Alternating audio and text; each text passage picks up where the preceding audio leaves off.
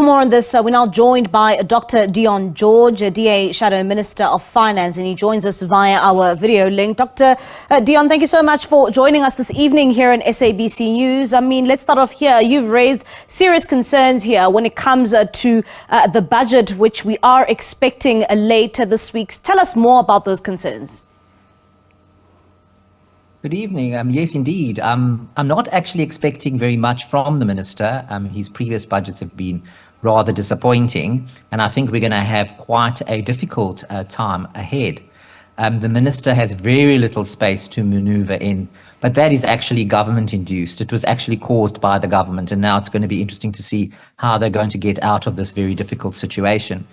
As I did here earlier, is that obviously the biggest problem we have is growth. Our economy is not growing. So we have a growth problem, but we also have a spending problem. And that's where the minister's conundrum is going to come from, is because government is overspending. It's spending too much money. It's got too much debt, because what it's doing, it's bailing out the hopelessly bankrupt state-owned enterprises. And our public sector wage bill is just not sustainable, and it's too high. That needs to be reined in. But that's, of course, very difficult to do politically. So the minister's, obviously what's on the minister's mind is how is it going to actually fund this?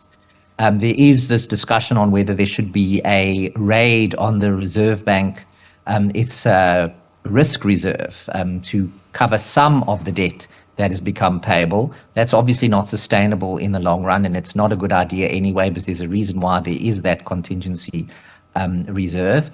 But also then the question is, well, then tax, then does the minister then raise tax so that he can actually fund the expenditures that are required? Because he certainly doesn't have the political will to cut where he should be cutting. And that's the big problem. So if taxes are not raised, then and there's no changes to the spending patterns, well, then there's not going to be enough money for service delivery. Now, we saw in the medium-term budget policy statement how the provinces' allocations were cut so severely, which means that provinces are unable to deliver the service such as education and healthcare and social services, etc. So that is the complex position we're in, a government-induced. So what needs to happen is we need to change the spending. That's the only way to do this. If not, then there's going to have to be a tax increase. And the DA will not support any tax increases. We've said that. In fact, we believe that if we structure the economy effectively and put government in the place where it belongs, i.e., it cannot generate jobs. We know this. It is the private sector that can do that. So government must focus on providing the infrastructure needed and the basic services that it's elected to do, and then get out of the way and let business get on with doing business. So incentivize small businesses, entrepreneurs, to grow in the economy, because that's where the jobs are going to come from. They certainly aren't going to come from government. So that's a structural change that we need. The DA has already said that we can actually cut the tax. We can cut the fuel tax. We've done the numbers. We presented our alternative budget today. We can actually reduce the tax burden on battling households by increasing the zero-rated food basket, the zero VAT-rated food basket. It is doable. The numbers show that. But government has to change its spending. And the key spending items, it's the state-owned enterprises and the transfer of Eskom's debt onto the national balance sheet. There is no money to pay for that. Eskom has a massive hole, a massive debt hole that needs to be filled. And now government wants to plug that because it wants Eskom to borrow more money. And of course, investors are putting a lot of pressure on government to be able to guarantee the debt, because of course they don't want to lose out. So it is a very, very difficult situation. And the people who battle, obviously, are the most vulnerable South Africans who rely on service delivery, and households that are battling. Exactly. And, coming to that in particular, should we see an increase here in taxes, what would this mean for consumers who are already struggling with high interest rates and, of course, the cost of living in general in South Africa? Well, one of the problems is that government itself is driving inflation. So by its administered taxes, so for example, the tax on fuel, for example, that pushes up the cost of transportation and therefore food, it's that kind of tax that government could actually reduce very quickly. But of course it doesn't do that because it needs the money to fund its inappropriate spending. And that knocks onto consumers.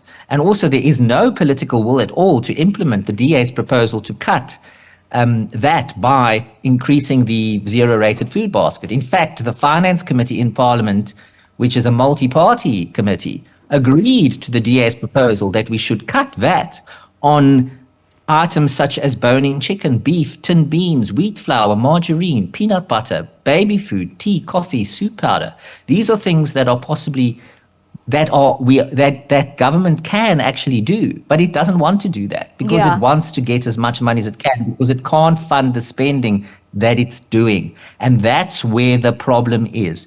If government changes its spending pattern, which is done on those two big ticket items, we can in fact relieve household pressure, because we all know this. People are battling to pay their bonds, to pay for their car loans, to pay for their education, and those are income earners. Then there are people, of course, that are reliant on social grants, that are battling. There are 5 million children in South Africa today that are starving, according to the Nelson Mandela Children's Fund.